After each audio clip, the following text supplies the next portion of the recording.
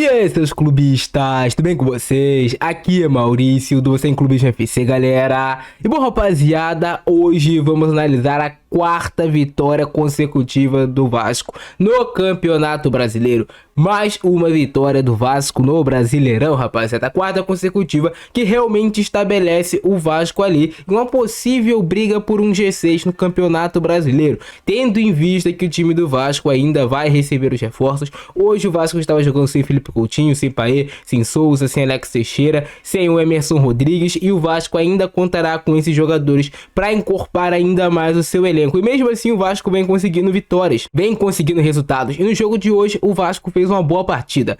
Além do resultado, o Vasco fez um bom jogo. Foi 1 a 0 Vasco somente no Atlético Goianiense, mas me arrisco a dizer que era um jogo que, se o Vasco tivesse feito 3 a 0 em cima do Atlético Goianiense, não seria nenhum exagero. O Vasco teve oportunidades para isso. E aí, mais uma vez, ponto para o Rafael Paiva, que vem conseguindo recuperar jogadores no elenco do Vasco. O Praxedes, que há um tempo atrás era um jogador completamente inútil, que muitos queriam que fosse negociado, com certeza após o jogo de hoje, volta a ganhar confiança do torcedor. O Praxedes hoje fez um bom jogo. Não foi uma atuação primorosa, nossa, como jogou bola o Praxedes, mas ele fez um bom jogo.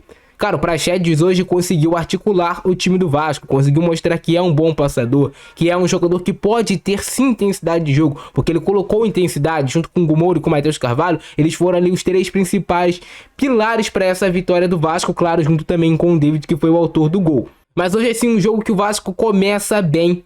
Faz um primeiro tempo bem melhor do que o do Atlético Goianiense. Nos primeiros minutos o Atlético Goianiense tentou se impor na força, na vontade, tentando ali com bolas alçadas para dentro da área, tentando com o pé de pressiona, mas rapidamente, depois de passar dos primeiros 10 minutos de jogo, o Vasco se estabelece na partida como o time que tem mais qualidade técnica, mais bem treinado, que está realmente na parte de cima da tabela. Começa a fazer as jogadas acontecer, o Adson começa a entrar mais no jogo, o David começa a aparecer mais no jogo, o Verratti começa a aparecer mais no jogo, e aí os dois caras que pra mim são assim importantíssimos para essa virada de chave do Vasco, o Matheus Carvalho, que fez mais uma partida excelente hoje, e o Hugo Moura também, que fez mais uma partida excelente hoje, começaram a entrar no jogo junto com o Praxedes, e o Vasco começa a dominar o Atlético Goianiense. Tem o lance do pênalti em cima do Verratti, que era um lance que eu não entendi o porquê de tanta revisão do VAR ser um pênalti tão claro daqueles. O Verratti é puxado, o juiz vai lá, dá o pênalti, o Verratti perde o pênalti, o goleiro Ronaldo faz uma grande defesa ali na cobrança de pênalti. Mas assim, o que me agradou é que mesmo depois do Vasco perder o pênalti, talvez a gente pense, pô, agora o Atlético Goianiense vai crescer no jogo, né, cara? Vai pegar uma motivação a mais, e não é isso que acontece. Pelo contrário, o Vasco continua em cima do Atlético Goianiense e praticamente no lance seguinte faz o gol que é impedido do Praxedes. O impedimento que me parece realmente que o Verratti está à frente, mas o ângulo que eles utilizam, cara, é sacanagem. É sacanagem. O ângulo que eles utilizam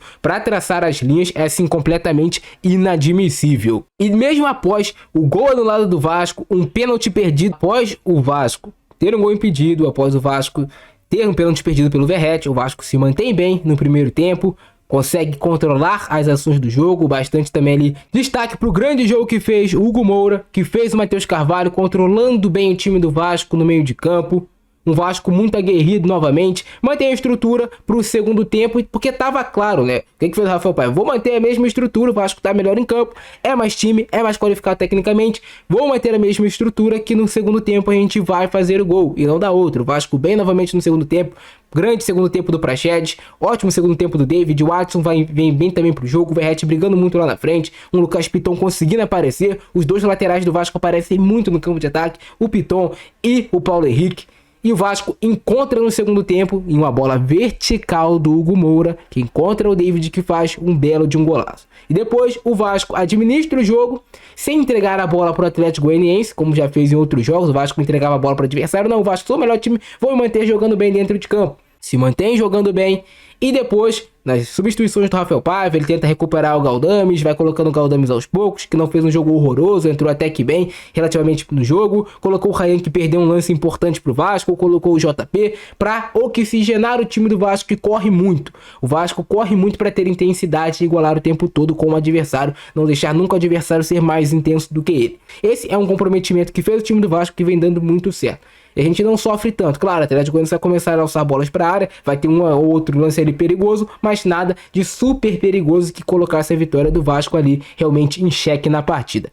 Grande jogo que fez hoje o time do Vasco completo como um todo. Não teve aquele grandíssimo destaque técnico individual, hoje todo mundo foi bem. A gente começa a olhar para G6, começamos a olhar para a parte de cima da tabela, esquecer de vez essa história de Z4. Isso é Vasco.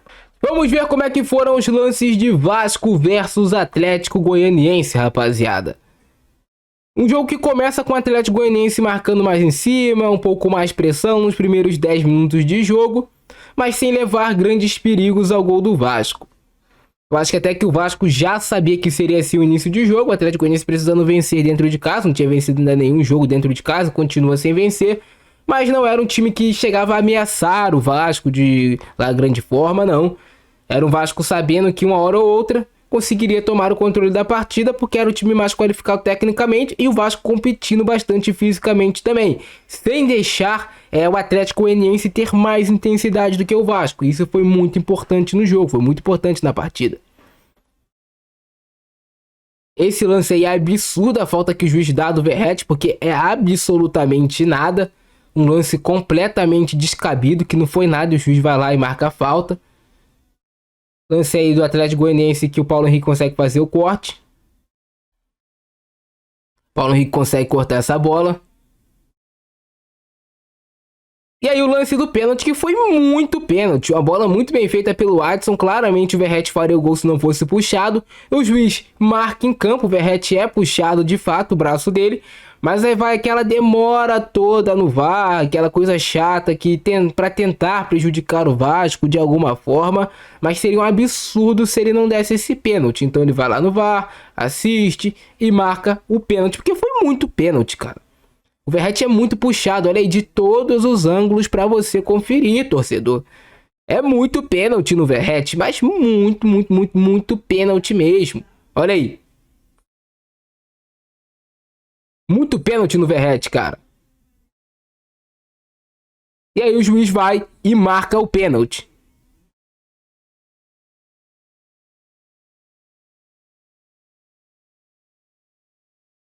Mas aí o Verratti desperdiça a cobrança, né, cara? O Verratti meio que telegrafou essa cobrança de pênalti. Ele tentou bater bem no cantinho, na bochecha da rede pro goleiro não pegar. Mas o Ronaldo tava esperto, né, cara? Ele já foi pro lado antes, ele acertou o lado, então era muito difícil dele não pegar. O Verratti bateu quase a meia altura, não bateu a rasteira. E o Ronaldo fez a defesa, mas o Vasco não se abalou, cara. O Vasco fez um gol logo em sequência com o Praxedes, lance que tava impedido do Verratti lá no início da jogada. Mas iria ser uma assistência do David para um gol do Praxedes. E logo em sequência, que bola também deu o Verratti pro David, hein? Que bola no ponto futuro, ó. Que bolão, hein, irmão, no ponto futuro. Baita passe que tava dando ali o Verratti.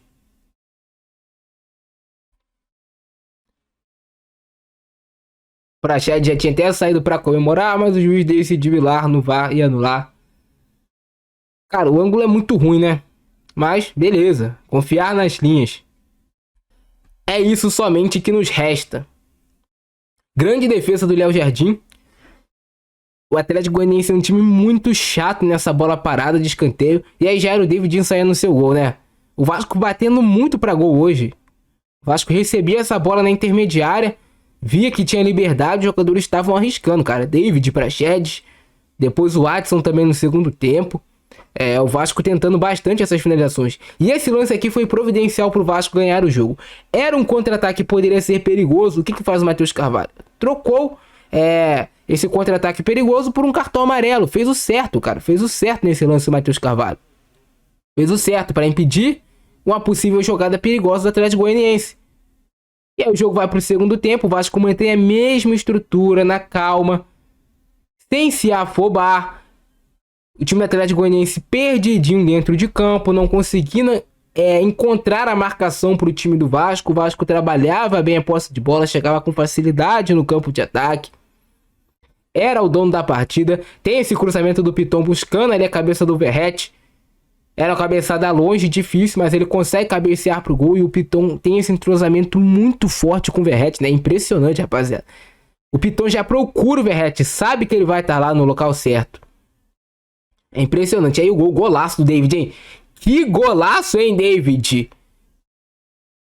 Tem gol do DVD. Destaque pro belo passe do Hugo Moura. O Hugo Moura sabe que fez um passe muito bonito, né? O passe vertical que quebra a linha do adversário para encontrar o David para marcar esse golaço. Então, parabéns aos dois por esse gol do Vasco. Grande jogo do Hugo Moura. Destaque pro Hugo Moura, cara. Um jogador que chegou no Vasco, teve lá aquele lance contra o Atlético Paranaense, mas aquela foi a única partida ruim do Hugo Moura. E, cara, se tinha dúvidas sobre o Hugo Moura, será que ele é flamenguista, vai jogar pra prejudicar o Vasco? Tá aí a resposta, irmão. O cara vibra a cada lance. Virou o Vasco, irmão, Hugo Moura. Tentativa do Adson de um chute forte. A bola vai por cima do gol. O Adson hoje me pareceu que jogou no sacrifício para ajudar. Mostra o comprometimento que tá o grupo do Vasco. Depois que o Rafael Paiva coloca o Galdames e coloca o Praxedes para jogar como ponta, esse lateral do Atlético Goianiense, Guilherme Romão, começou a ter mais liberdade para jogar. Aí o Praxedes tinha encontrado um ótimo passe no Verratti, deram impedimento. Mas tinha sido um belo passe do Praxedes. O Praxedes está bem descolando esses passes.